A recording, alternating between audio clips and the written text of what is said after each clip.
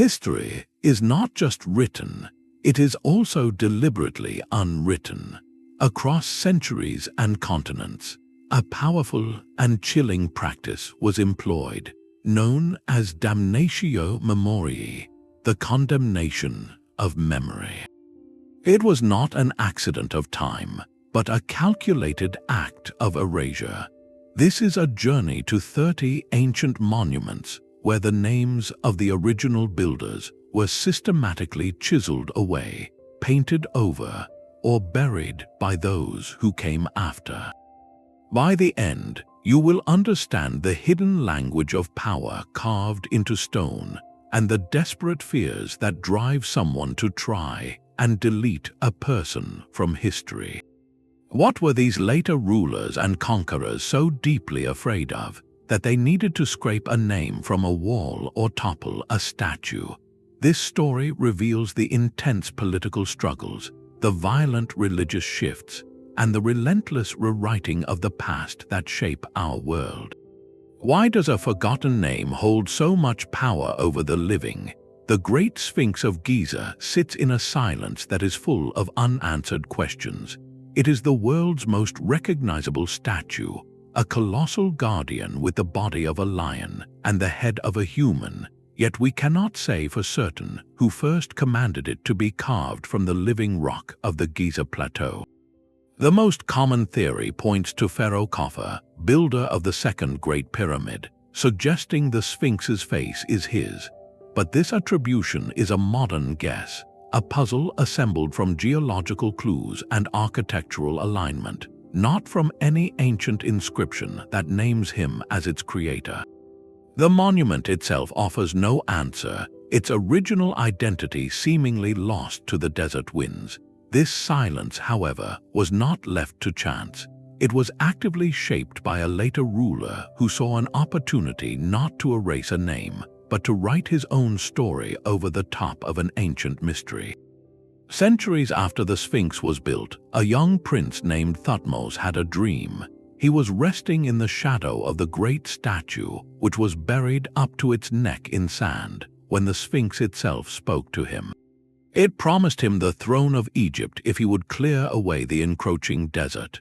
Thutmose did so, and when he became Pharaoh Thutmose IV, he commemorated this divine encounter by erecting a large granite slab between the Sphinx's paws. This is known as the Dream Stele. On it, Thutmose tells his story, establishing a direct personal connection between himself and the guardian god he called Hormakhet. In doing this, he effectively rebranded the entire monument. The Sphinx was no longer just an anonymous relic of a past age. It was now a proven instrument of royal power, a divine entity that had personally chosen Thutmose and his line. This act of appropriation did not chisel away a name, because perhaps no single name was there to erase. Instead, it placed a powerful, new narrative layer over the old one, permanently complicating the search for the original builder by redirecting all attention and meaning toward a new kingdom pharaoh's legacy. The original commissioner, whether it was Khafre or another, was not damned but simply overshadowed, their memory gently buried under a newer, more politically useful tale. But the Sphinx was not the only silent giant on that plateau. Just behind it, the three great pyramids rise with a similar, profound quiet. For all their staggering presence, these tombs of the Fourth Dynasty, pharaohs Khufu, Khafre, and Menkaure speak very little about the men who built them. Unlike the temples of later eras, which are covered in hieroglyphs proclaiming royal titles and divine favor, the interior chambers of these oldest pyramids are stark. Their walls are smooth, polished limestone, largely bare of the inscriptions that would become standard. The builders left no grand dedicatory texts, no epic tales of construction carved for eternity. The most famous evidence we have for their attribution is almost an accident, a hidden whisper. Deep inside the Great Pyramid, in a sealed chamber never meant to be seen again, a work gang left a simple mark in red ochre paint. It names the crew, the Friends of Khufu. This was not a public proclamation, but a builder's notation, a practical record hidden in the stone. It confirms Khufu's ownership, yet it feels almost private, a secret kept within the monument's heart. This deliberate absence of outward glorification is what makes these structures so powerfully mysterious. Their very anonymity, that lack of a clear, shouted "I built this," has left a vacuum. And for centuries, that vacuum has been filled with speculation. The silence of the pyramids became a blank slate, inviting stories of lost civilizations, advanced ancient technology, and builders from beyond the stars. The original pharaohs, whose names were not so much erased as simply never loudly proclaimed in the first place, found their legacy overshadowed by the sheer weight of the mystery they left behind. Moving from the silent, monolithic pyramids, we enter a space of overwhelming sound, a place where stone itself seems to shout with countless voices. The Temple of Karnak is not a single monument, but a sprawling city of stone built, expanded, and rewritten over 2,000 years. Walking through its forest of colossal columns and past its towering pylons is like reading a history book where every new pharaoh tore out the page of his predecessor and wrote his own chapter directly over the top. This was the ultimate palimpsest of power, a sacred canvas where names were not just forgotten but actively replaced. The practice was systematic, especially during the new kingdom's imperial height. A new king arriving at the throne would march into Karnak, the most important religious complex in Egypt, home to the god Amun-Ra. He would see the walls covered with the carved images and names, the cartouches, of the pharaoh who came before him. And with deliberate, ceremonial blows of a chisel, his craftsmen would begin the work of erasure. The raised relief of a royal figure would be carefully smoothed down. The oval ring that held a king's name would be chiseled out, leaving a blank scar in the stone. Then, into that freshly prepared space, the new pharaoh's own image and cartouche would be carved. This was more than vanity, it was a theological and political necessity. By inserting his name into the sacred rituals depicted on the walls, the new king was claiming the divine favor and the successful deeds of his predecessor as his own. He was telling the gods and the people that he was the true conduit of order, the legitimate heir to all that had come before. Two of the most famous victims of this practice were pharaohs who dared to deviate from tradition. Hatshepsut, the female king, built a magnificent temple at Deir el-Bahari and grand obelisks at Karnak. After her death, her stepson Thutmose III systematically had her cartouches and often her likeness chiseled from many monuments, reclaiming the narrative of his reign. Later, the revolutionary Akhenaten, who abandoned the old gods for the worship of the Aten sun disk, saw his name and images viciously removed after his death, his very memory condemned as heresy. In Karnak, you can literally run your fingers over history's conflict. A sunken carving where Hatshepsut's name once was, filled smoothly with plaster to hold the name of Thutmose III. A figure of Ammon, carefully chiseled away by Akhenaten's orders, only to be meticulously restored by later rulers. Each erasure and recarving was a battle for legacy fought in stone, a deliberate act to obscure the original patron's light and cast a new, longer shadow across eternity. The temple stands as a permanent record of this endless struggle, where to be remembered, one often first had to make others forgotten. But the stones of Karnak were not the only ones to be rewritten. On the west bank of the Nile, across from modern Luxor, two silent giants have kept watch over the floodplain for nearly 3,500 years. These are the Colossi of Memnon, twin-seated statues of Pharaoh Amenhotep III, each rising about 60 feet high from the plain. They once guarded the entrance to his vast mortuary temple, a complex so grand it dwarfed even Karnak in its day. Yet today, the temple is almost entirely gone, vanished into the landscape and the foundations of later villages, leaving only these two weathered sentinels.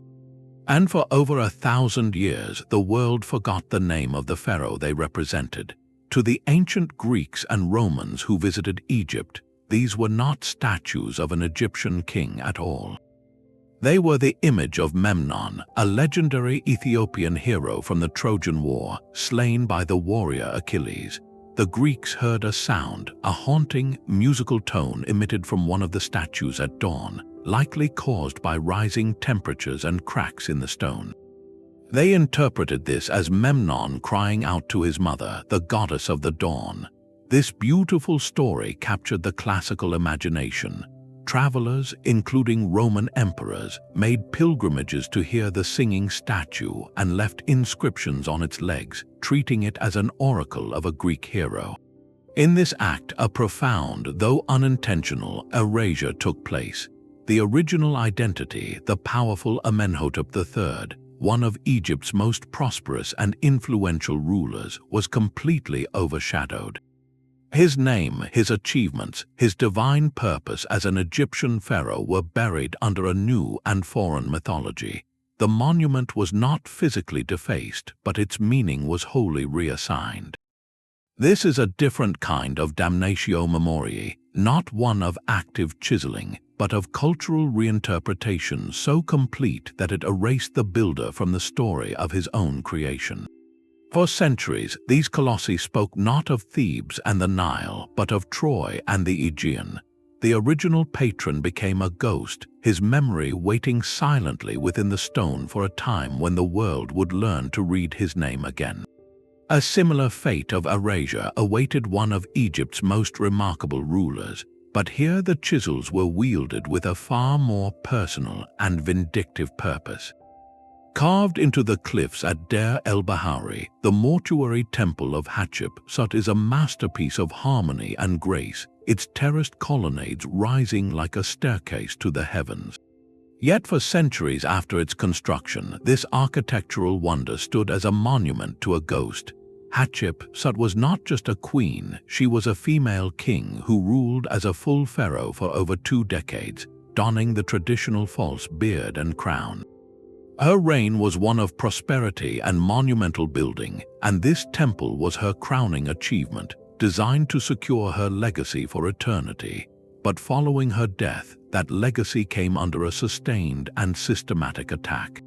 Her stepson and successor, Thutmose III, eventually ordered one of the most comprehensive damnatio memoriae campaigns in Egyptian history. Work crews descended upon her monuments, particularly her beautiful temple.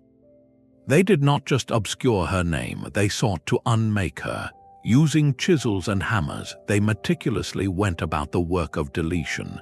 Her regal image in relief carvings was carefully chipped away, the stone smoothed over.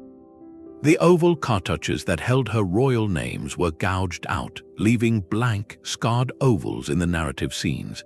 Her many statues, which showed her in both feminine and masculine royal forms, were torn down, smashed, and often buried in pits near the temple. This was not a haphazard act of vandalism. It was a surgical removal of a person from the official record. The motivation appears deeply political and cultural. By erasing the successful reign of a female pharaoh, Thutmose III and perhaps later rulers could reinforce the traditional male line of succession. Her existence complicated the neat king lists, challenging the ideal of mat or cosmic order.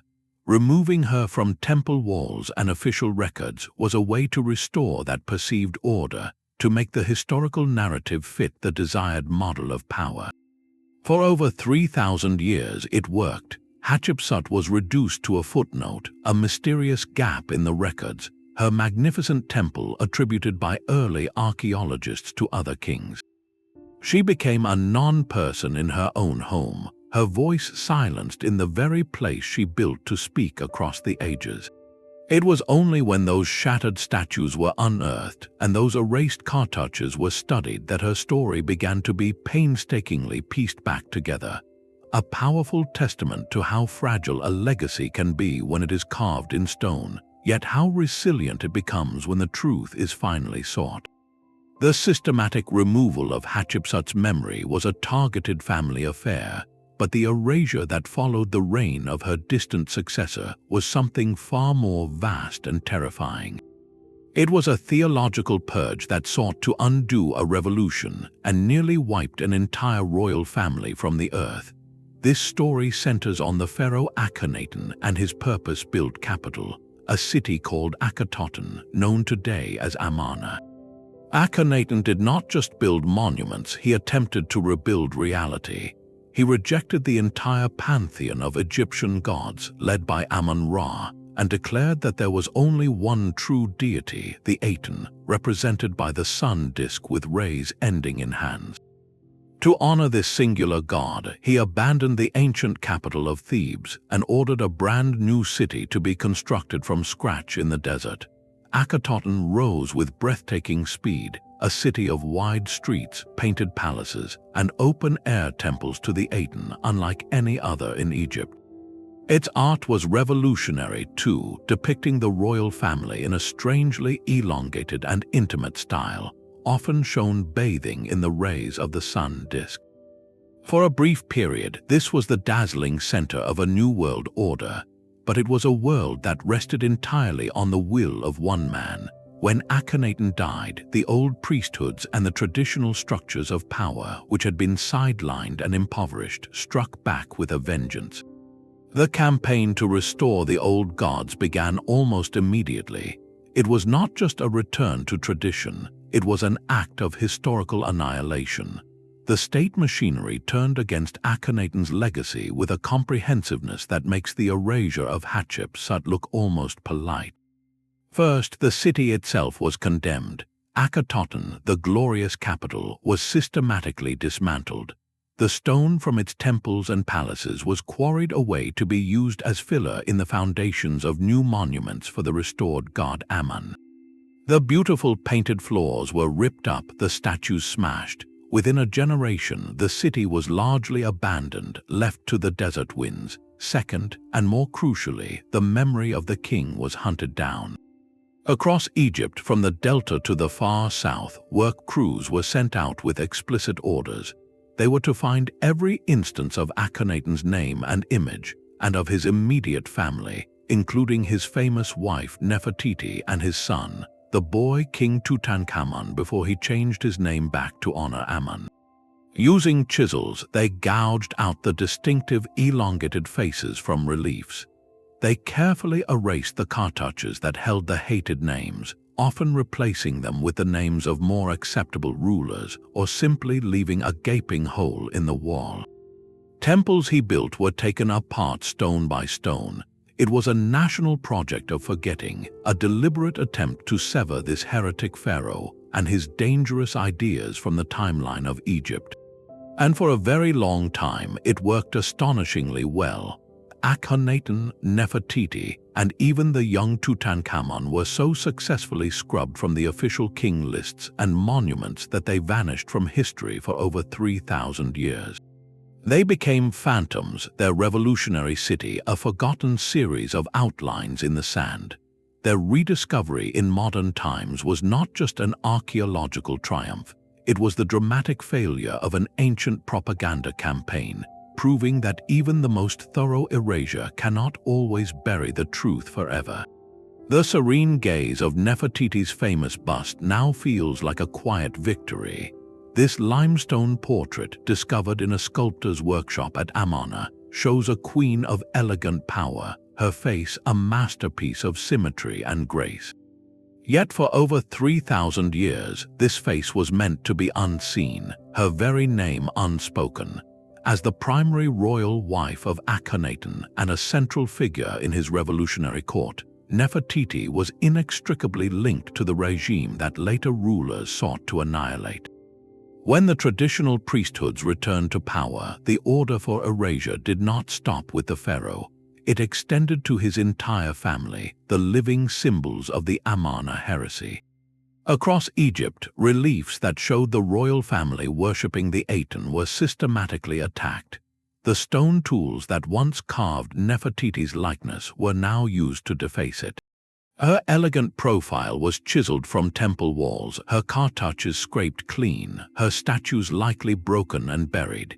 The intent was clear: to remove her influence and her story from the national narrative, to make it as if the powerful queen who stood beside the king of a new religion had never existed at all. This makes the survival of the bust all the more poignant.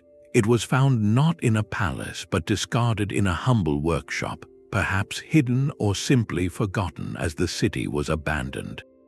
It represents a personal, artistic vision that escaped the state-sponsored purge. The contrast today is striking. The ancient world used immense resources to erase her, yet a single, fragile object, buried in the dust of a ruined city, has ensured her face is now one of the most recognizable from antiquity. Her memory, so violently targeted, has returned with a potency those ancient chisel wielders could never have imagined. It reveals a profound truth about these campaigns of oblivion, that they often sow the very seeds of fascination, ensuring the person they tried to delete is remembered not for their power alone, but for the dramatic struggle to silence them. While the faces of pharaohs were chiseled away in Egypt, a different kind of erasure was taking place in the ancient land of Mesopotamia. Here, the monuments were not just carved, they were built upward, layer by literal layer, with each new ruler burying the legacy of the last under a mountain of mud brick. The great Ziggurat of Ur, a massive stepped pyramid dedicated to the moon god Nana, stands as the ultimate example of this architectural palimpsest. Its core was the vision of a Sumerian king named Ur-Nammu, who ruled the city of Ur around 4,100 years ago. He initiated the construction of this colossal stairway to heaven, a towering symbol of his devotion and his city's power, built from millions of sun-dried bricks. For Ur-Nammu, this ziggurat was to be his eternal signature upon the landscape, a permanent testament to his piety and his reign. Yet the very nature of this structure, built from fragile mud brick in a land with no stone, made it perpetually vulnerable. It required constant maintenance and repair against the relentless elements, and each time a new king from a new dynasty or a new empire took it upon himself to restore the holy structure, he faced a choice. He could honor the original builder, or he could rewrite the narrative of its creation. The powerful rulers of later empires, the Babylonians and the Assyrians, consistently chose the latter. When a Babylonian king like Nabonidus, centuries after Ur-Nammu, ordered a restoration of the crumbling ziggurat, his workers did not simply repair it. They embarked on a massive reconstruction. They would encase the entire existing structure, the very bricks laid by Ur-Nammu's laborers, within a new, thicker shell of brickwork. And into the fabric of this new shell, they would embed thousands of specially made, inscribed bricks. Each of these bricks carried a stamp, a cuneiform text proclaiming the glory of the new restorer, naming him as the pious king who had saved the temple. To the people of that new era witnessing the work, it appeared as if their king was the true builder, the great benefactor. The original core, the work and name of Ur-Nammu, was completely hidden, swallowed whole by the new construction. It was a perfect physical metaphor for political succession, the old foundation silently supporting the new regime, which then claimed all the credit. The original builder was not defaced, he was simply entombed within his own monument, his memory layered over by the ambition of those who came after, each adding their own chapter to a story they presented as entirely their own. Yet the ambition to claim the works of others was not confined to Egypt or Mesopotamia. Far to the east, in the ancient city of Babylon, a black stone pillar stood as a public declaration of law and royal authority. The Code of Hammurabi is celebrated as one of humanity's earliest and most complete legal codes, a detailed list of laws carved into a towering basalt stele. At its top, a relief shows King Hammurabi receiving the symbols of justice from the sun god Shamash, a powerful image linking divine will and royal power. His name and titles are proclaimed throughout the text, asserting his role as the wise lawgiver. This monument was designed to be permanent and public, a stone embodiment of order for the entire kingdom to see.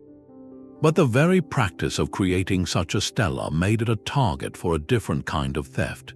In the ancient Near East, victory was not just about capturing land, it was about capturing history. It was a common practice for conquering kings to seize the carved stelae of their defeated rivals and transport them back to their own capitals. These stones were prized war booty, not for their artistic value but for their symbolic weight. By taking a rival's monument, you physically removed a piece of his legacy from his land and displayed it in your own as a trophy of his submission. The Hammurabi stele itself fell victim to this exact fate. Centuries after Hammurabi's reign, Elamite warriors from the region of modern Iran invaded Babylon. Among the treasures they hauled back to their capital city of Susa was this very pillar of law. They did not destroy it, likely because its text in the Akkadian language was not immediately threatening to them, and its material was valuable, but its meaning was utterly transformed. In Susa, the stele was no longer a Babylonian proclamation of justice. It was an Elamite trophy of conquest. It stood not as a testament to Hammurabi's wisdom, but to his kingdom's defeat. While there is no clear evidence the Elamites chiseled away Hammurabi's name, the act of relocation itself was a profound act of appropriation. It severed the monument from its original context and audience, repurposing it as a silent witness to the power of its new owners. The original builder's intent was erased not by defacement, but by displacement, his voice of law now speaking only in the halls of his enemies. The fate of the Hammurabi stele was a story written in stone and stolen across borders, but another Babylonian monument would experience a similar journey, this time into the modern age. The Ishtar Gate was the grand ceremonial entrance to the inner city of Babylon, a vision of shimmering blue brought to life by King Nebuchadnezzar II. He rebuilt Babylon into an imperial wonder, and this gate was its crowning jewel. Its facade was covered in thousands of glazed bricks, forming a procession of magnificent bulls and dragons, symbols of the gods Marduk and Adad, against a backdrop of deep lapis lazuli blue. And on the bricks themselves, in elegant cuneiform script, was a repeated inscription, a permanent declaration for all who entered, proclaiming the gate's builder, "I am Nebuchadnezzar, king of Babylon." This was his signature, baked into the very skin of the monument. For centuries it stood as intended, a dazzling testament to one king's power and piety. But empires rise and fall on the tides of history. Babylon's glory under Nebuchadnezzar was immense, but it was not eternal. The city was conquered by the Persian Empire under Cyrus the Great, and later by Alexander. While these new rulers did not necessarily chisel away Nebuchadnezzar's name from the gate, they did not maintain his specific legacy either. The gate and the city itself began a long, slow process of decline, its splendor gradually buried by time and shifting sands. Nebuchadnezzar's personal glory was subsumed, his name fading from living memory, becoming just one layer in the deep archaeology of Mesopotamia. The original intent of the gate, to glorify a specific Babylonian king, was slowly overwritten by the broader narrative of the city's fall and absorption into successive empires. Then, in the early 20th century, a new and different kind of displacement occurred. German archaeologists, led by Robert Koldewey, conducted major excavations at the site. They discovered that the fragile glazed bricks of the Ishtar Gate, while crumbled, could be recovered. In a monumental feat of logistics, hundreds of boxes containing tens of thousands of fragments were shipped to Berlin. There, the gate was painstakingly reconstructed and installed in the Pergamon Museum. Today, visitors walk through its awe-inspiring grandeur, but they do so in Germany, not Iraq. This modern act of preservation was also an act of profound displacement. The gate was physically removed from its original context, from the processional way it was built to crown. While its physical form was saved from further decay, its connection to the landscape and sky of Babylon was severed. Nebuchadnezzar's name is still on the bricks, clearly visible, but the monument itself now tells a second, more complex story. It speaks of ancient imperial pride, yes, but also of colonial-era archaeology, of cultural patrimony, and of how a king's legacy can become a museum piece in a land far from the one he ruled. The original builder's proclamation remains, but the journey of his gate has added chapters he could never have foreseen. Fire is the most final of all erasers. In the heart of the Persian Empire, the Achaemenid kings built not just a capital, but a statement of universal power. Persepolis, with its grand Apadana palace, was a masterpiece of imperial propaganda. Its towering columns, intricate reliefs, and vast reception halls were designed to awe visitors from every corner of the known world. On its stone walls, a procession of tribute-bearers was carved in exquisite detail, a frozen parade of the empire's diversity, all moving toward the figure of the king. And while the names of its builders, Darius I and his son Xerxes, were inscribed throughout, the entire city itself was their name, their legacy carved into the landscape. It was meant to be eternal. Then came Alexander the Great. In the year 330 BC, after his decisive victories over the Persian king Darius III, Alexander's army reached Persepolis.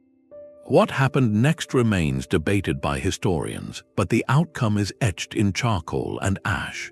The great palace complex was set ablaze. The fire raged through the halls of the Apadana, collapsing the mighty cedar ceilings, exploding the limestone columns, and baking the very stones. This was not a precise chiseling of a cartouche. It was a total, catastrophic act of symbolic annihilation. Alexander's act, whether a calculated political message or an impulsive moment of celebration, had one clear effect. It aimed to obliterate the Achaemenid king's monumental legacy in the most visceral way possible. By reducing their greatest architectural achievement to a smoldering ruin, he was erasing their names from a functioning political context. Persepolis was not just a museum, it was the active, beating heart of imperial ceremony. Its destruction signaled the absolute end of that era, the final punctuation mark on Achaemenid rule. The names of Darius and Xerxes were not scraped away, they were rendered mute, their power silenced beneath a mountain of rubble. The palace became a ghost, a magnificent skeleton whose very ruins now spoke not of Persian glory, but of Macedonian conquest. In this way, fire accomplished what 1,000 chisels could not, transforming a living monument into a memorial for the dynasty that built it, and a trophy for the man who burned it down. High on a sheer limestone cliff in western Iran, a story of power was carved where no hand could easily reach it. The Behistun Inscription is a monumental billboard of the ancient world, commissioned by Darius I of Persia. Its purpose was absolute clarity, to shout his name and his version of history across the empire. After a period of turmoil and a disputed succession, Darius seized the throne. But his claim was challenged by numerous rivals who claimed royal blood. Darius defeated them all, and he needed to ensure that his account of these events and his legitimacy became the only one that survived. So he chose not a palace wall or a city square, but the face of a mountain. At a breathtaking height of over 300 feet above the ground, on a polished vertical surface, his craftsmen carved a massive relief and a lengthy text in 3 languages: Old Persian, Elamite, and Babylonian. The central panel shows Darius larger than life, with his foot on the chest of a defeated rebel, while 9 other bound figures stand in a line representing the Lyre kings he subdued. Above them all, the winged figure of the god Ahura Mazda hovers, blessing the king's rule. The text, a sprawling autobiography in stone, methodically lists Darius's victories, his divine right to rule, and his unwavering justice. It is a masterpiece of propaganda designed for permanence, but its genius lies not just in its message, but in its medium and its location. By placing it on an inaccessible cliff face, Darius performed a brilliant act of defensive architecture for his own memory. He made the monument virtually immune to the common fate of such declarations.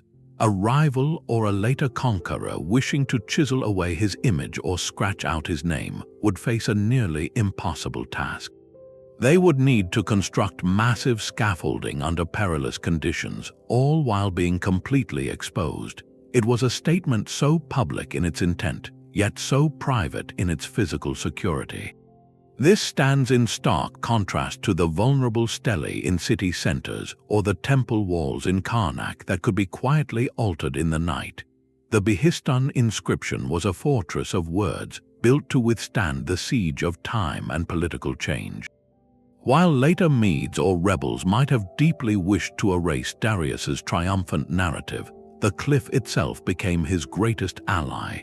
It preserved his voice across centuries, not through secrecy, but through sheer, daunting inaccessibility.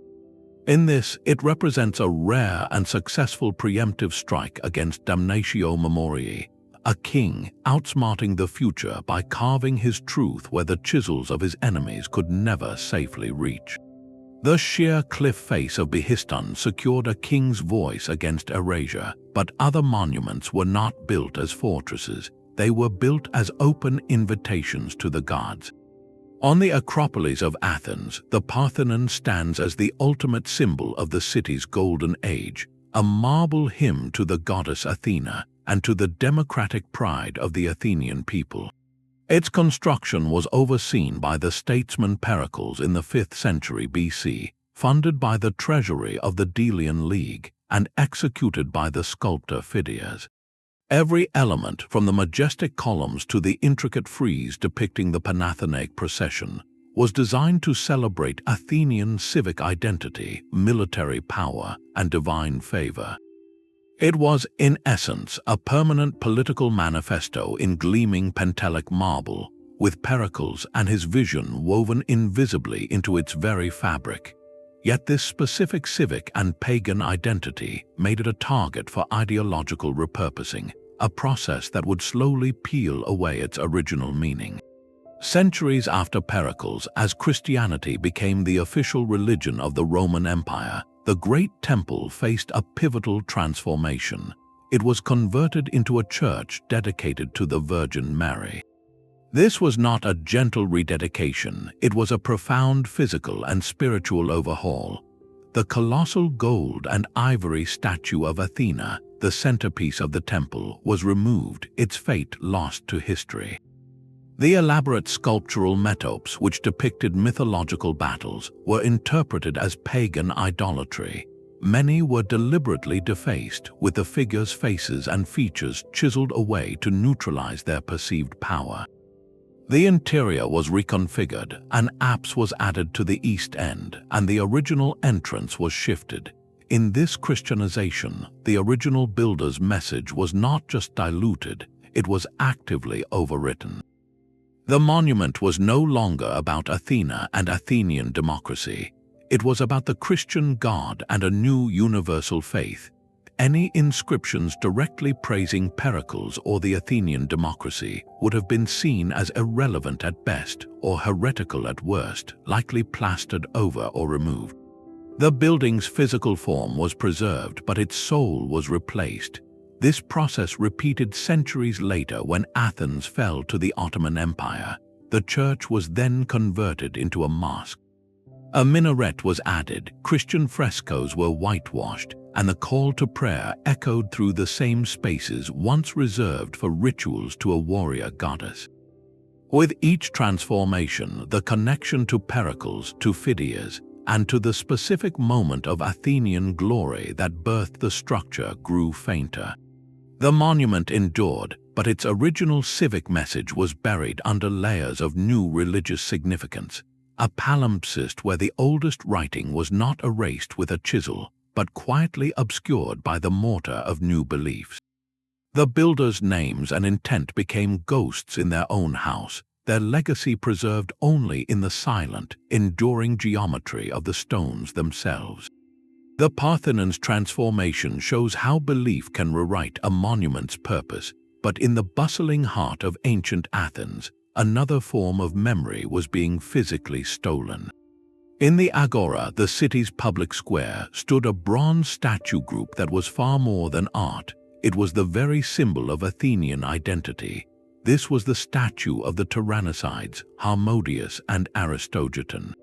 These two men were celebrated not as gods or kings, but as citizens who, over a century earlier, had conspired to assassinate a member of the ruling Peisistratid family, an act later mythologized as the strike that began the downfall of tyranny itself. To the Athenians of the young democracy, they were liberators. Their statue, paid for by the public and erected in the most prominent civic space, was a revolutionary monument. It celebrated not a ruler, but the power of the people to overthrow oppression. It was a permanent, physical reminder of the city's core values, a declaration that the memory of these democratic heroes would be preserved forever in the center of civic life. Then, in the year 480 BC, a cataclysm arrived. The Persian Empire under King Xerxes invaded Greece and marched on Athens. The city was evacuated, and in a devastating blow, the Persians captured and sacked it. The Acropolis temples were burned, and from the Agora, the prized statues of the tyrannicides were looted. The Persians did not melt them down for their metal. They carried them all the way back to their capital at Susa as trophies of war. This was a profound and calculated act of erasure. By removing these specific statues, the Persians were not just taking valuable bronze, they were capturing the soul of the Athenian democracy. They were physically deleting the city's foundational myth from its own public square. The monument that declared we overthrew tyrants here was now sitting in the palace of a foreign king, a symbol of Athenian submission. The original statues, with their specific artistry and likely their original dedicatory inscriptions naming the democratic heroes, were gone, while the Athenians later commissioned a replacement set from the famous sculptors Critios and Nisiotes, and these new statues became iconic in their own right. The loss was permanent. The authentic, immediate link to the early days of the democracy, the first monuments voted by the people to celebrate themselves, had been severed. The originals became ghosts, their precise form and message known only from copies and descriptions. In this case, the erasure was not a chiseling of a name, but a kidnapping of memory itself, a reminder that the most effective way to silence a story is sometimes to simply take it far away from home.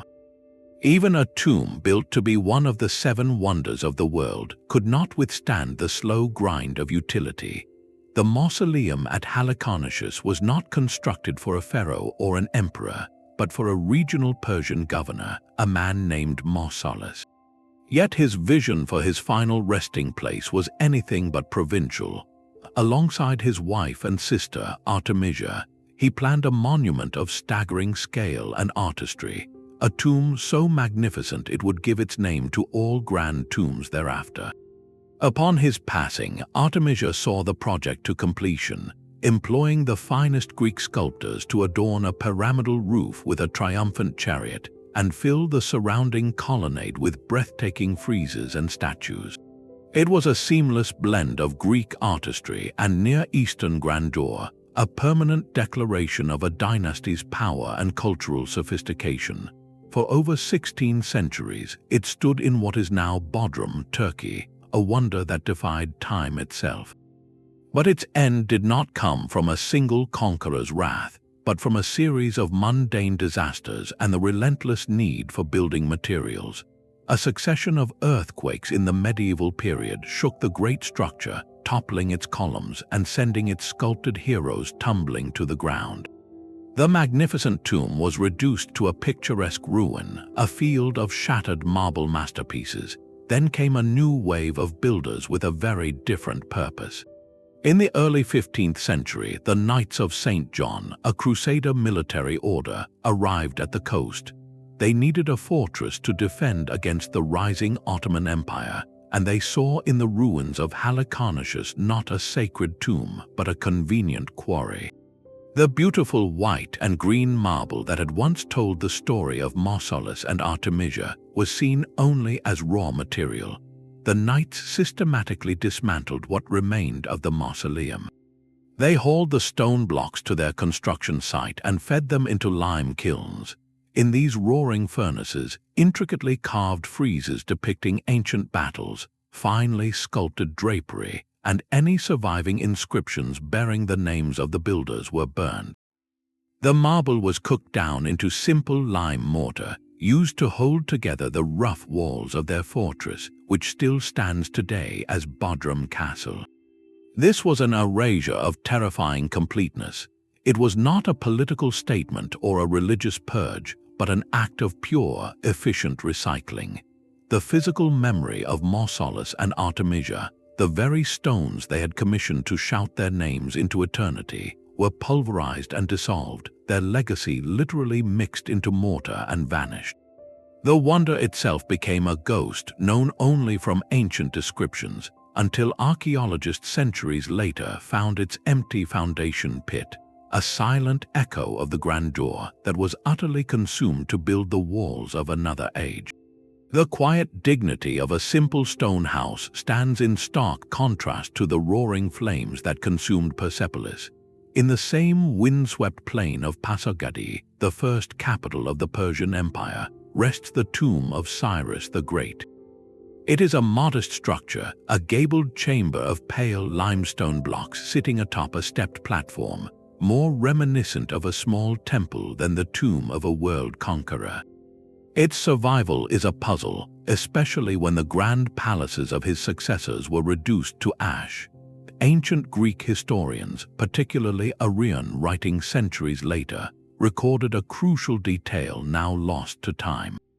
They described an inscription on the tomb that read, in simple terms, "O man, I am Cyrus, son of Cambyses, who founded the Persian Empire and was king of Asia. Grudge me not this monument." This direct address from the king himself, if it ever existed, would have been a powerful deterrent. It personalized the stone, transforming it from a mere building into the stated resting place of a specific, revered individual. The loss of that physical inscription is its own form of erasure, leaving us with only second-hand accounts of its message. Yet, the tomb's very austerity may have been its greatest armor. Unlike the opulent, politically charged reliefs at Persepolis that proclaimed imperial dominance, Cyrus's tomb projected a timeless, almost humble solidity. It lacked the grand depictions of subjugated enemies or explicit declarations of dynasty that might have provoked a conqueror's vengeful chisel. Later rulers, from Alexander the Great to the Islamic caliphs, seemingly saw it not as a symbol of a rival power to be demolished, but as a venerable relic to be protected, even respected. Its survival suggests that sometimes the most effective way to defy erasure is not through defiant grandeur, but through an enduring, quiet simplicity that transcends the political conflicts of the age. The quiet endurance of Cyrus's tomb stands in sharp contrast to another monument where the very act of unification required the systematic burial of countless individual stories. Long before it became the iconic symbol of a unified China, the Great Wall was a landscape of division. For centuries during the Warring States period, rival kingdoms like Zhao, Yan, Kai, and Chu built their own extensive walls of rammed earth and stone. These were not national defenses but border fortifications against each other. The rulers of Zhao built walls to hold back the nomadic Xiongnu and the armies of Qin. The state of Yan constructed formidable barriers in the north. Each of these sections was a massive undertaking, a testament to the engineering skill, labor, and resources of an independent kingdom, likely bearing the silent imprint of its own generals, administrators, and conscripted people. They were monuments to a fractured map. Then came the meteoric rise of Qin Shi Huang, the first emperor. His conquests unified these warring states into a single empire for the first time in history. And with unification came a radical new vision for security. He ordered the destruction of the walls that divided the states internally, those that had separated one Chinese kingdom from another. But the northern walls, those facing the steppes, were to be treated differently.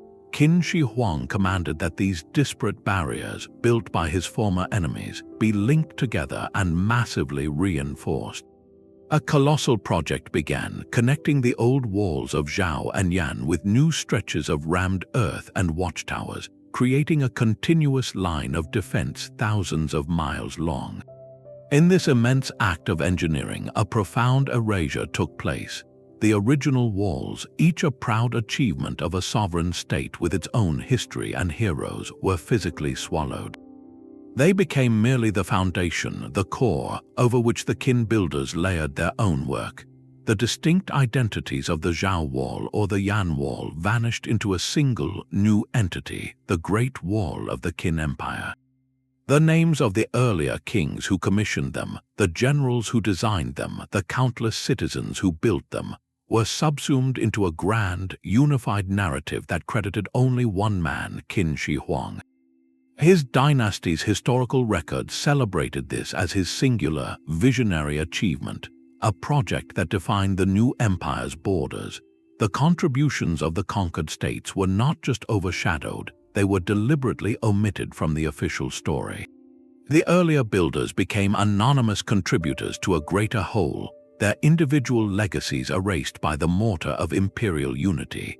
The wall we think of as one continuous symbol was, in its origins, a patchwork of forgotten kingdoms, a literal and metaphorical construction where the foundation stones tell a different, much older story than the one written on the surface. But the Great Wall was not the only project where Qin Shi Huang sought to build his legacy in permanence. Beneath a quiet mound of earth in central China, a far more personal and terrifying vision of eternity was taking shape. The Terracotta Army, that silent legion of over 8,000 life-sized soldiers, chariots, and horses, was the ultimate insurance policy for the afterlife. Each figure, with its unique face and intricate armor, represented an astonishing investment of labor and artistry, all designed to serve the first emperor in the next world as his imperial guard had in this one. It was a monument to his power so complete it required its own army. Yet this staggering project, meant to secure his name forever, became the very epicenter of a violent campaign to erase him from history. The Qin dynasty, for all its strength, was brutal and short-lived. Qin Shi Huang's death was followed by widespread unrest, as the harsh policies and heavy burdens he imposed sparked rebellion.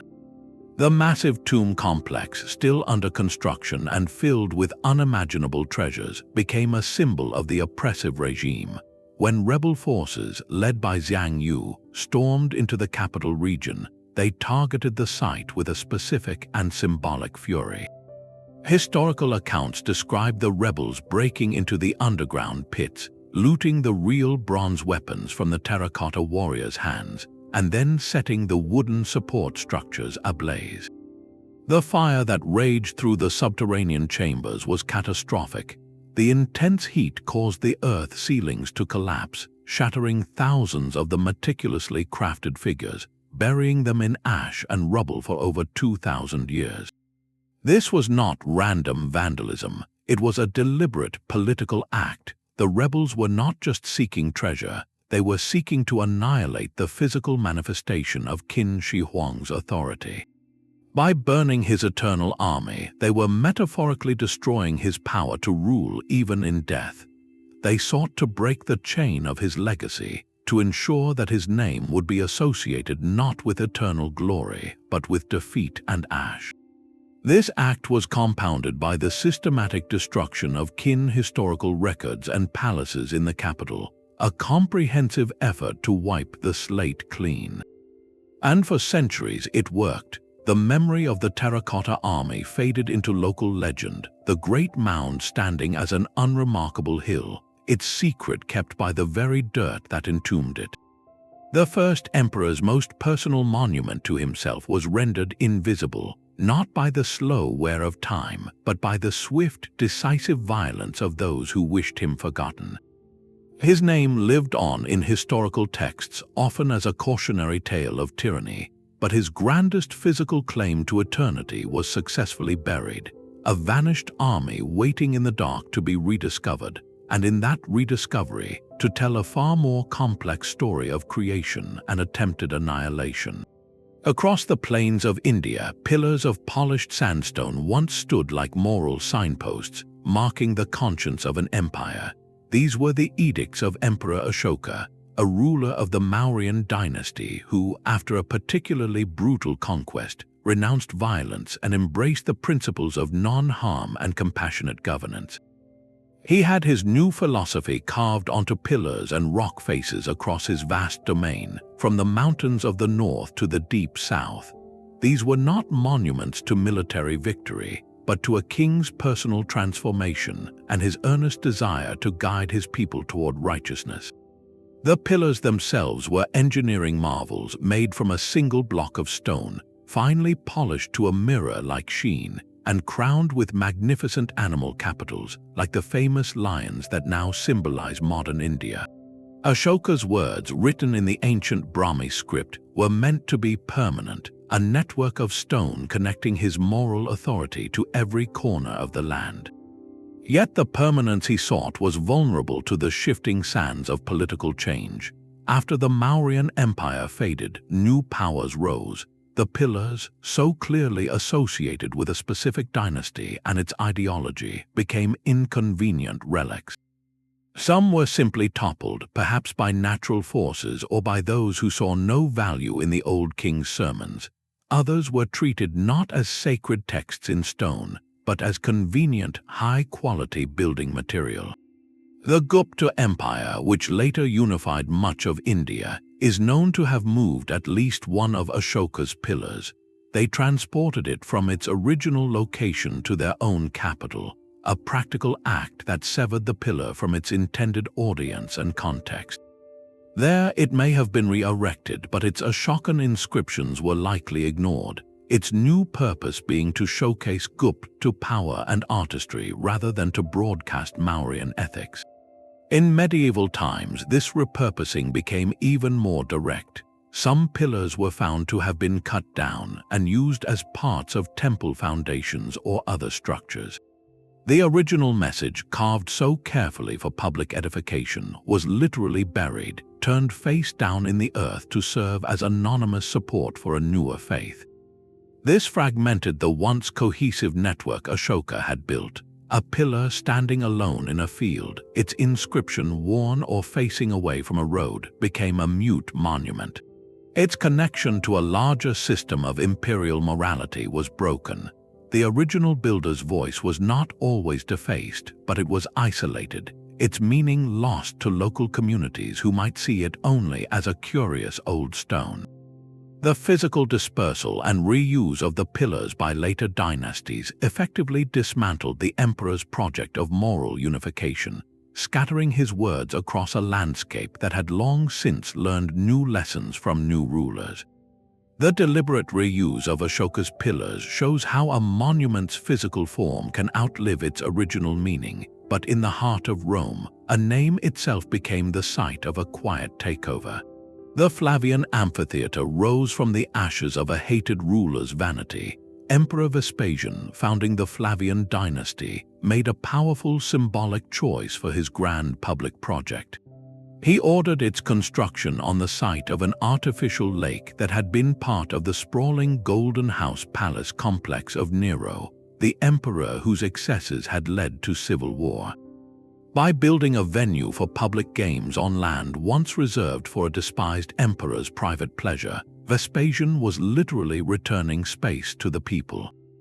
He and his son Titus completed the largest amphitheater the world had ever seen, a marvel of Roman engineering intended to celebrate the Flavian name and secure their legacy through popular entertainment. The structure itself was their monument, and for centuries it was known officially as the Flavian Amphitheater. Yet today, the entire world knows it by a different name, one that points not to its builders but to a ghost. Just beside the amphitheater stood a gigantic bronze statue, over 100 feet tall, originally commissioned by Nero to depict himself as the sun god. After Nero's death and Damnatio Memoriae, the statue was modified, its head replaced to resemble the sun god Sol, but it remained colossally famous, people began referring to the area not by the Flavian name, but by this landmark, calling it the place by the Colossus. Over time, this shorthand stuck. Colosseum slowly replaced Flavian amphitheater in common speech. This linguistic shift performed a subtle but profound erasure. It detached the building from the dynasty that built it and re-anchored it to the legacy of the very emperor Vespasian had sought to overshadow. The name Colosseum whispers of Nero's colossal statue, a permanent, if indirect, link back to the tyrant whose memory the Flavians worked so hard to condemn. This was compounded by the monument's physical fate in later centuries. After the fall of Rome, the Colosseum's purpose faded. It was not maintained as a Flavian trophy, but was treated as a vast quarry. For generations throughout the medieval period, its marble facade, its interior seating, and its metal clamps were systematically stripped away to build churches, palaces, and fortifications across the city. Any dedicatory inscriptions that proclaimed the glory of Vespasian and Titus were likely among the first stones to be taken, ground down, or repurposed. The amphitheater was also converted for other uses, including as a makeshift fortress and even a sacred space, further layering over its original identity. The physical dismantling and the evolution of its name worked in tandem, gradually scrubbing away the Flavian signature from their own masterpiece, leaving a magnificent shell that the world remembers by a name that honors not its creators, but a neighboring ghost from a past they tried to bury. The chisels that scraped away a brother's face were driven by a fear more intimate than any foreign conquest. In the Roman Forum, the Arch of Septimius Severus stands as a monumental celebration of imperial unity, its white marble facade carved with scenes of military triumph against the Parthians. Originally, it honored not one emperor but three, the father Septimius Severus and his two sons Caracalla and Geta, who were meant to rule together as co-emperors. Inscriptions across the arch proudly listed all three names, and reliefs likely showed them side by side, a portrait of dynastic harmony carved for eternity. This was the official story, a family's legacy set in stone, but the reality within the imperial palace was far darker. After their father's death, the rivalry between the brothers erupted into a bitter and deadly conflict. Caracalla moved first, arranging for his younger brother Geta to be murdered, reportedly in the arms of their own mother. This was not just fratricide, it was a political necessity for Caracalla, who now needed to consolidate absolute power. To complete the act, he ordered a comprehensive damnatio memoriae against Geta. The order went out across the empire, but its execution is most visibly preserved on their father's arch. Skilled workers were sent up the scaffolding with precise instructions. Using metal tools, they meticulously chiseled away every reference to Geta. His name was gouged from the dedicatory inscriptions, leaving a series of blank, scarred spaces in the Latin text that are still clearly visible today. In the narrative reliefs, his figure was carefully removed. The stone around the outline of his body was smoothed down, leaving an eerie, ghostly void where a co-emperor once stood. This erasure was methodical and thorough, a sanitization of history performed in public view. It transformed the arch from a monument to a family into a monument to a single survivor. The empty spaces tell a louder story than any statue ever could, speaking of a brother's ambition so consuming that it required the literal deletion of his sibling from the shared memory of the state. This was erasure as domestic policy, a chilling reminder that the most determined attempts to rewrite history often begin not on the battlefield, but within the walls of one's own home. The ghostly voids left on the Arch of Septimius Severus speak of a family torn apart, but the fate of Emperor Commodus reveals how the Roman Senate could turn against an emperor with a fury reserved for tyrants. Commodus, son of the revered Marcus Aurelius, increasingly saw himself not as a philosopher king, but as a living god, specifically the reincarnation of the hero Hercules. He commissioned statues and busts depicting himself in the lion skin headdress of the demigod, a direct and shocking claim of divinity that alienated the traditional aristocracy.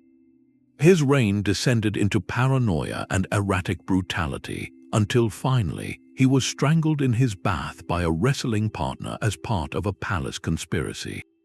With his death, the Senate did not mourn, they rejoiced. They officially declared him a public enemy and enacted a comprehensive damnatio memoriae.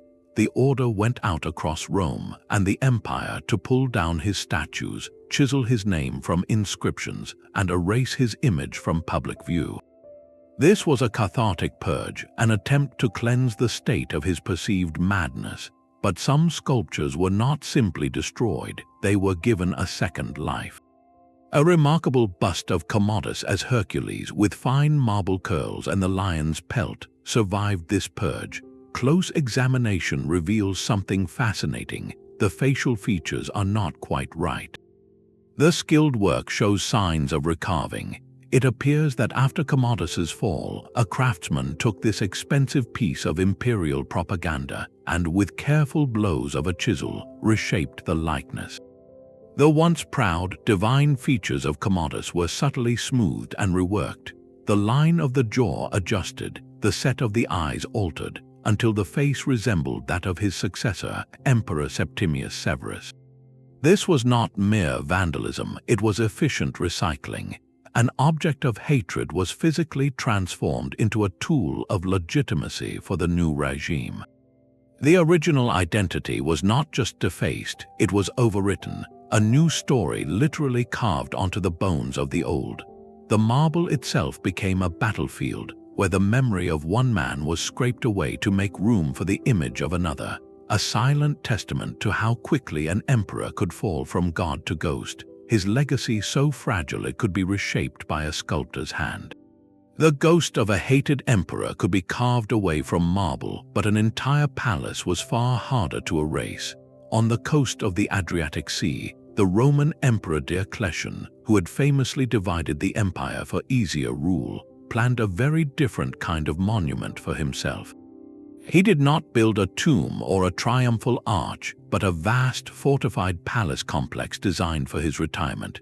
This was not just a villa, it was a self-contained imperial world, with military barracks, grand temples, and luxurious residential quarters, all enclosed within towering walls.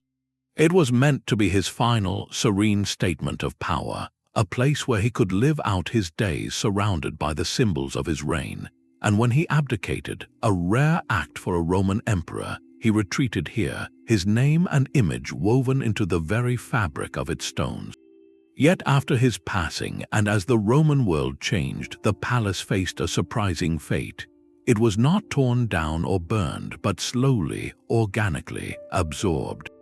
As the local population sought shelter from waves of instability and migration, they began to move into the abandoned imperial complex. They saw not a sacred site to be preserved, but a magnificent, ready-made fortress filled with sturdy, pre-cut stone. The grand mausoleum Diocletian built for himself was converted into a Christian cathedral, the Cathedral of St. Domnius. His sarcophagus was removed. The pagan imperial decorations were covered over with Christian altars and frescoes. The temple dedicated to Jupiter became a baptistery. The sprawling basement halls, once service corridors for the palace above, were filled with debris and forgotten, while the main courtyards and peristyles became public squares for a growing medieval town.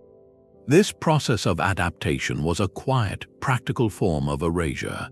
The original inscriptions proclaiming Diocletian's name and titles were not systematically chiseled away with political intent.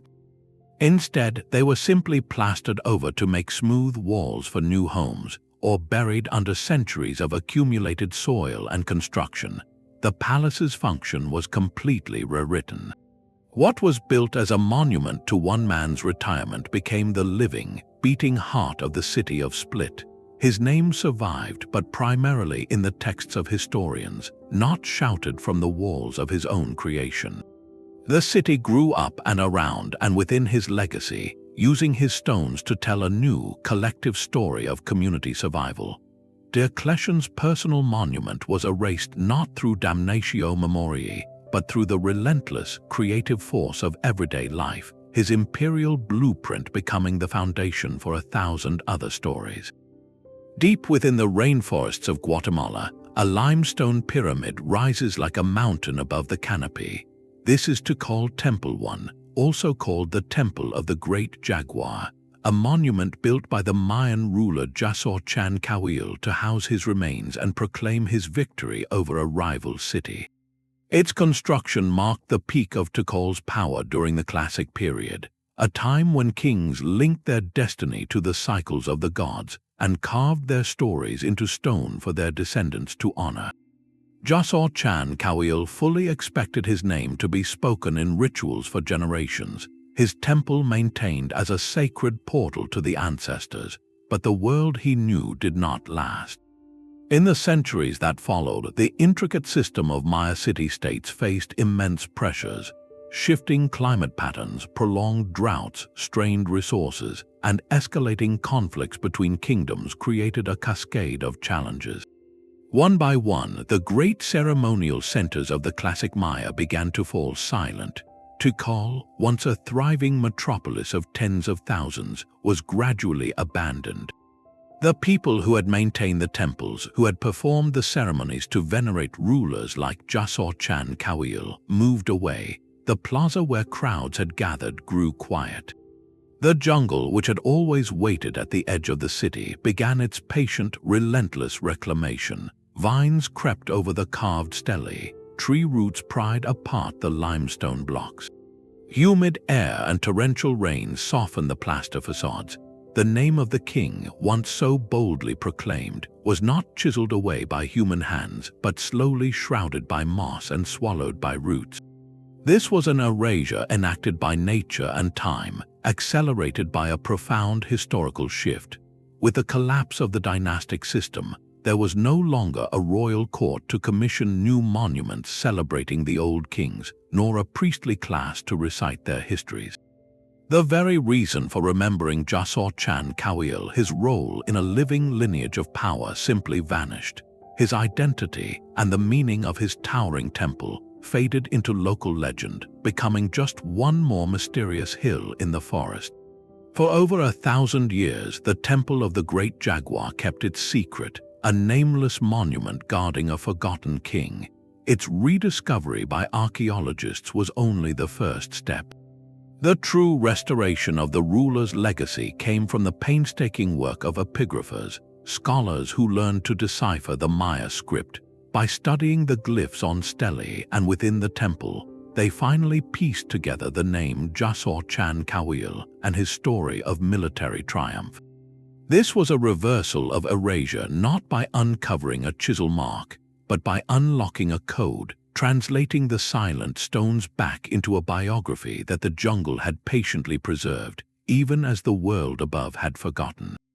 The silence of Teotihuacan is a different kind of quiet altogether.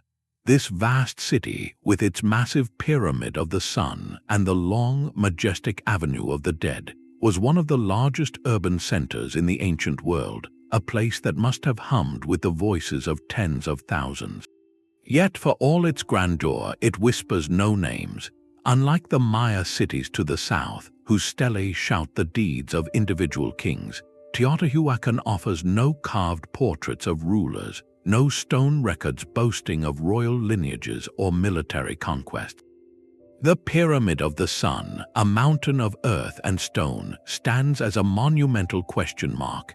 Who ordered its construction? Who organized the labor, the resources, the vision to align this entire metropolis with celestial movements? The answer is locked within the silent stones. Archaeologists have searched for over a century, but no tomb of a great king has been found beneath the pyramid, no palace covered in glyphs proclaiming a dynasty. This absence is so complete it feels intentional.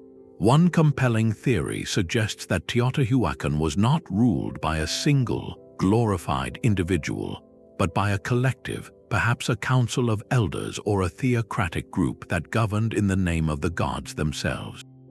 In this model, leadership was deliberately faceless, with power vested in the office or the community, not the person. Building the Pyramid of the Sun was not an act of self-glorification for a king, but a sacred duty for the state, an offering to ensure cosmic order and communal prosperity. The monument belonged to everyone and no one, its true builders being the civic identity of Teotihuacan itself. Yet there is another, darker possibility intertwined with the city's mysterious collapse. Teotihuacan did not fade gently, it met a violent end. Around the 6th century, evidence shows widespread fires and deliberate destruction focused on the city's central temples and elite compounds. This was not an invasion from a foreign army we can name, but a powerful internal uprising or a conquest by people who left no written record of their own. These final destroyers may have carried out a thorough and vengeful damnatio memoriae against the ruling class. Any records that did exist, perhaps painted on fragile bark paper or carved on wooden lintels, would have been the first things burned. Stone markers bearing names could have been smashed to dust. The erasure in this scenario was so total because the anger was so complete, an attempt not just to overthrow rulers, but to annihilate the very idea of their memory, leaving only the impersonal, towering pyramids as tombstones for a forgotten way of power. Monuments can be forgotten without a single chisel ever being lifted. In the humid lowlands of ancient Mexico, the Olmec civilization carved its legacy not in towering pyramids, but in the solid weight of basalt. Their most iconic creations are the colossal heads, massive stone sculptures each carved from a single block of volcanic rock, some weighing over 20 tons. These are not generic idols or gods, but almost certainly portraits of specific, powerful rulers. Each face is unique, with distinct features, expressions, and headgear resembling protective helmets or caps.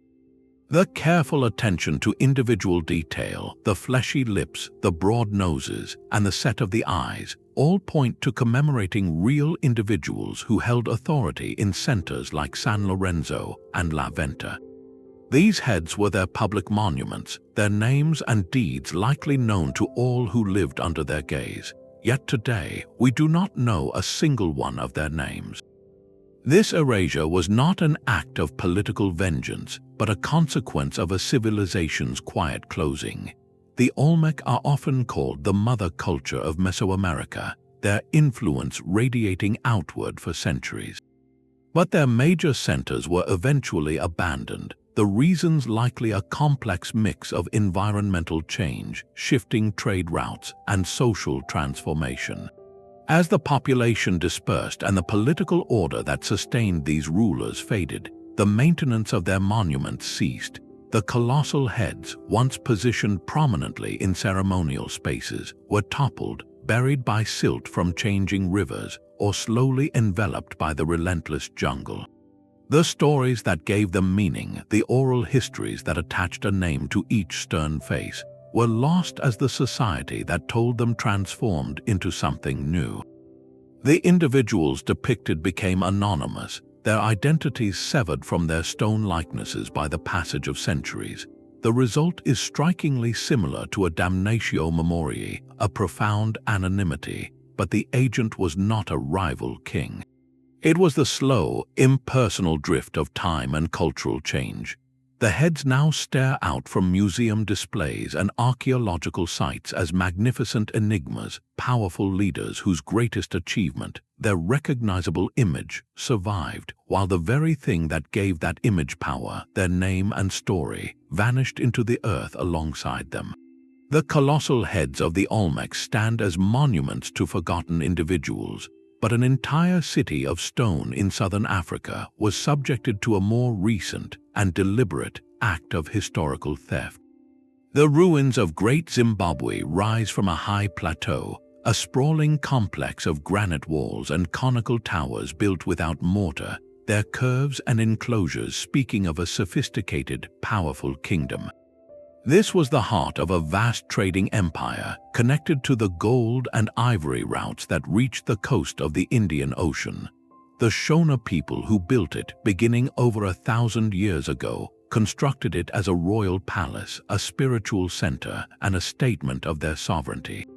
Yet the stones themselves do not shout the names of kings. Unlike the inscribed monuments of pharaohs or Roman emperors, Great Zimbabwe's legacy was carried in oral tradition and in the very scale of its architecture, a testament to a civilization that recorded its history in different ways. This absence of written names on the walls, however, created a vacuum, a silence that would be filled with a damaging and persistent fiction.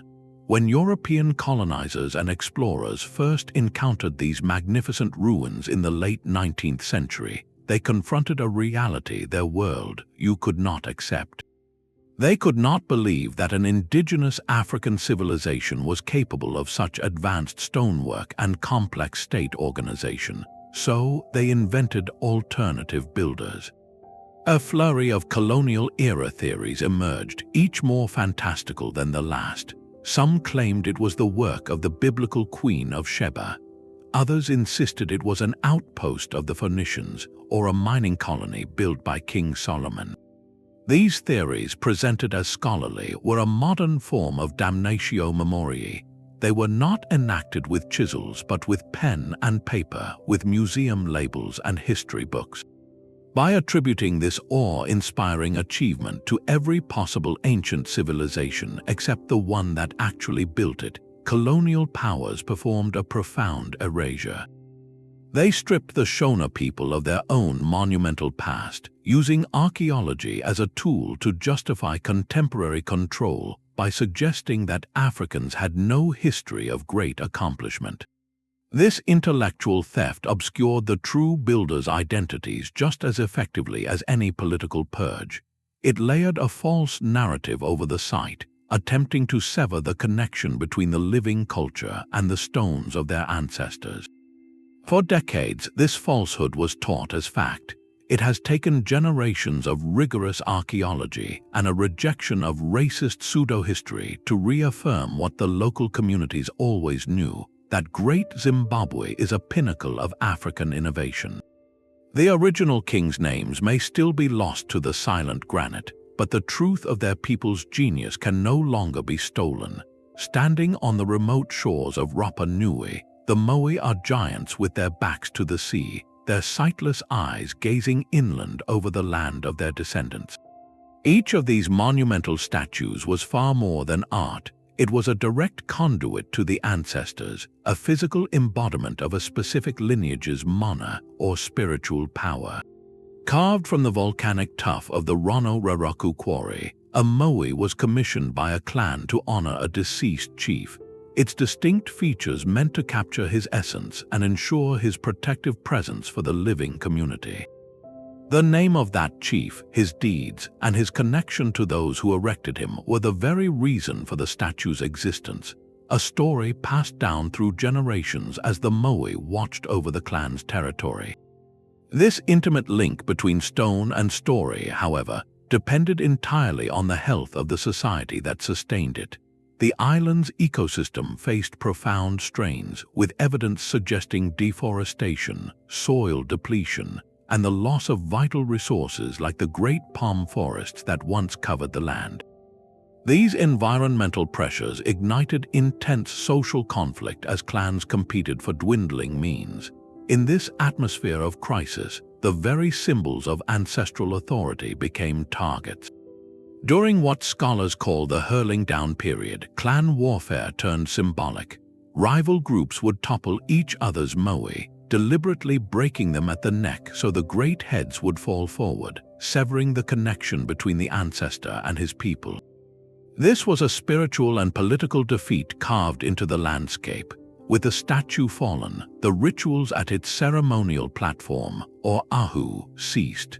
The oral histories that maintained the name and lineage of the figure it represented began to falter, no longer reinforced by active veneration. Eventually, the carving of new moai stopped altogether. The society that had the collective will, resources, and organized labor to move these multi-ton giants had fragmented. As the population declined and social structures transformed, the specific knowledge held by master carvers and lineage historians faded. The moai that remained standing, and even those lying face down in the grass, became increasingly anonymous. Later oral traditions collected after European contact became fragmented and generalized, often speaking of the statues as a collective, not as individual portraits with known names. The giants were still revered, but as powerful, enigmatic ancestors whose personal identities had been lost to the great silence that followed the island's transformation. They became monuments to a forgotten roster of chiefs, their specific stories erased not by a conqueror's chisel, but by the collapse of the world that gave them meaning, leaving only their solemn, unnamed faces to ponder the horizon. The silent giants of Rapa Nui fell to internal strife, but in the high cliffs of Afghanistan's Bamiyan Valley, two even greater colossi were destroyed by a calculated act of modern iconoclasm. Carved directly into the sandstone cliffs over 1,500 years ago, the Buddhas of Bamiyan stood at 175 and 120 feet tall, monumental testaments to a vibrant crossroads of culture. They were likely commissioned by the Kushan Empire or later pious rulers, a time when this valley was a thriving center of Buddhist philosophy, art, and pilgrimage along the Silk Road. For generations, their serene faces, once adorned with stucco and bright paint, looked out over a landscape they helped sanctify, their very presence a permanent record of the devotion of their forgotten patrons. They were not just statues, they were chapters in stone from a pre-Islamic history of the region, a history that some, centuries later, sought to violently edit. In March 2001, the Taliban regime, enforcing a rigid interpretation of Islamic law against idolatry, declared the statues idols that must be erased. This was not collateral damage from a conflict, but a premeditated, televised demolition. Over several weeks, using anti-aircraft guns, artillery, and ultimately explosives, they systematically reduced the ancient figures to piles of rubble. The blast echoes were heard for miles, a physical and symbolic shockwave. This act was a damnatio memoriae for the 21st century, an ideological purge aimed not at a rival king, but at an entire layer of human heritage. The goal was to erase the visual proof of a diverse past, to sever the Afghan people's connection to that earlier chapter of their land story, and to impose a singular, monolithic historical narrative. The original builders, those Kushan or local rulers whose names were already lost to the ages, faced a final, devastating obliteration. Their pious act of creation, which had survived the rise and fall of empires, the arrival of Islam, and centuries of weathering, was targeted for annihilation in a matter of days. The craters left in the cliff face now stand as negative monuments, speaking louder of absence and intolerance than the statues ever did of peace. Yet, in a profound twist, the destruction sparked a global conversation about cultural memory that the Taliban likely never anticipated. The void they created made the world remember Bamiyan with a new intensity. The lost Buddhas became symbols of the fragility of shared human history, their absence now a permanent part of their story, ensuring that the legacy of those ancient patrons and the valley's rich past is discussed, studied, and mourned more widely than perhaps it had been for centuries. Herod the Great's ambition was carved from the very mountains around Jerusalem. As a client king serving the Roman Empire, his rule was a precarious balance of local authority and imperial oversight. To secure his legacy and placate our often restless population, he embarked on the most audacious construction project of his life, a complete and lavish renovation of the Second Temple. This was not a simple repair, it was a radical enlargement and beautification. He ordered the entire Temple Mount platform to be expanded, a feat of engineering requiring massive retaining walls built from colossal, precisely cut stones, some weighing over 500 tons. Upon this vast new stage, he erected a sanctuary covered in gold and white marble, with gates and courtyards of stunning grandeur. For the devout, it was a house for God made magnificent. For Herod, it was a permanent signature, a way to inscribe his name, Herod the Builder, into the most sacred site of Jewish identity, linking his reign forever to the spiritual heart of the nation. The scale was intended to be his immortality. Then, in the year 70 of the Common Era, a cataclysm unfolded. A Jewish revolt against Roman rule led to a brutal siege of Jerusalem. When the city fell, the Roman legions under the future Emperor Titus unleashed a systematic destruction. The temple, the epicenter of both faith and resistance, was a primary target. It was not merely captured, it was obliterated. The buildings were set ablaze, the gold facings melting and seeping between the stones. What fire did not consume, Roman soldiers dismantled, digging down to the foundations in their search for loot. The destruction was so methodical, so total, that it achieved a level of erasure surpassing any Damnatio Memoriae. It erased the physical proof of Herod's grand ambition itself. The gleaming complex that had been his life's work was reduced to a field of shattered limestone and ash. In the aftermath, only the immense retaining walls at the platform's base remained, the very stones Herod had quarried to elevate his name. But even these were buried under centuries of rubble, their true builder forgotten by many. The site was reframed not by a rival king's chisel, but by profound collective trauma. In Jewish memory and liturgy, the focus became the loss, the exile, and the longing for a destroyed house of God. The narrative was no longer about the king who built it, but about the people who lost it. Herod's specific role as the renovator faded, overshadowed by the towering historical shadow of the Roman general who tore it down.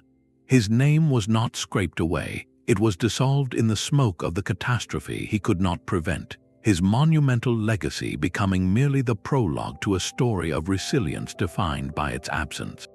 The Western Wall, a fragment of his engineering, stands today not as a monument to Herod, but as a quiet witness to all that was lost, a sacred space where the builder's name matters far less than the enduring echo of prayer.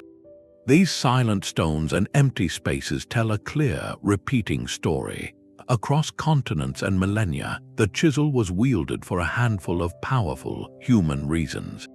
The first, and perhaps most common, is the ruthless pursuit of political legitimacy. A new ruler standing in the shadow of a predecessor's monument faces a dilemma. That stone glorifies another's power, challenging the new order. So the solution is direct: scrape the old name away and carve your own. This is what we saw from the walls of Karnak to the Arch of Septimius Severus, where a brother's memory was literally gouged from stone to solidify one man's claim. The message is simple: there is no past king, only the present one. His legacy begins now on a blank slate of his own making. A second, equally powerful driver is religious orthodoxy. When belief systems clash, monuments become battlegrounds. The heretic pharaoh Akhenaten built a city for his one god, only to have it dismantled brick by priests restoring the old pantheon. His name was hunted down and erased, not for political weakness but for theological crime. The Parthenon, built for Athena, was transformed into a church and then a mosque, its pagan soul carefully chiseled away and plastered over with new sacred stories. In these acts, erasure is a form of purification, removing a spiritual stain from the landscape to appease a new divine order. Then there is the motive of military conquest, the symbolic annihilation of a defeated enemy's identity. This is not merely looting treasure, it is capturing memory itself. The Persians taking the tyrannicide statues from Athens, or the Elamites carrying off Hammurabi's law code, were seizing the very symbols of their enemies' civic pride and legal order. Displaying them at home transformed them from declarations of power into trophies of submission. And sometimes the motive cuts painfully close: the personal vendetta. This is Damnatio Memoriae as family drama, as with Caracalla ordering his brother Geta's image removed from their father's arch. Here, erasure is an intimate violence, a final, bitter act to resolve a rivalry that even death could not end. Yet within all these acts of oblivion lies a profound and consistent irony. The very attempt to delete someone from history often guarantees they will be remembered. The scar left by a chisel draws the eye. The empty space on a wall shouts louder than the filled ones. The mystery of a missing name sparks more curiosity than 100 intact ones. Hatshepsut, erased for centuries, is now one of Egypt's most famous rulers precisely because of the campaign against her. The fragments of Akhenaten's shattered city tell a more compelling story of religious revolution than any untouched temple ever could. In trying to make the world forget, these powerful actors accidentally created the most durable hook for memory, the puzzle of the missing piece. They aimed for silence, but instead authored a cliffhanger that would echo for thousands of years, inviting us to look closer, to ask why, and to piece the ghost back together. But perhaps the most profound truth these silent stones reveal is this: every attempt at total erasure has ultimately failed. The chisel marks meant to end a memory have instead become the very clues that lead us back to it. Archaeology does not just dig up objects, it resurrects names. Epigraphy does not just translate symbols, it restores voices. The blank spaces on the Arch of Septimius Severus point directly to the brother who was removed.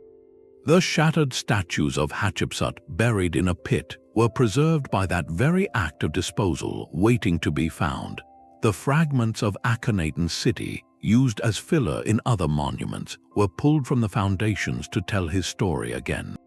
In their desperate effort to make the world forget, those who wielded the chisel accidentally created the most durable evidence of all, the evidence of their own fear. They left a trail of scars, and every scar asks a question. Today, when we stand before these monuments, we are no longer seeing just one story. We are witnessing a layered narrative. The first story is the one of creation, of the original vision, labor, and ambition that raised stone upon stone. The second, written over the top in voids and scratches and recycled fragments, is the story of the fear that creation inspired. It is the story of a successor terrified of a ghost's legacy, of a priest horrified by a heresy, of a conqueror determined to rewrite a map of power. The monument becomes a dialogue across time, a physical argument between the desire to be remembered and the urge to make another forgotten. This dialogue forces us to look at our own world with new eyes. We create our own monuments every day, not just in marble and steel, but in digital code and public record. What names, what ideas, what chapters of our own story might future powers wish to scrape clean from the server or chip away from the collective memory? The tools have changed, but the human impulses, the drives for control, for purity, for legitimacy, remain hauntingly familiar. The silent lesson from 30 ancient sites is that while you can break a statue and bury a city, you cannot kill a story that is waiting to be unearthed. The past has a stubborn habit of speaking through the very cracks left by those who tried to silence it.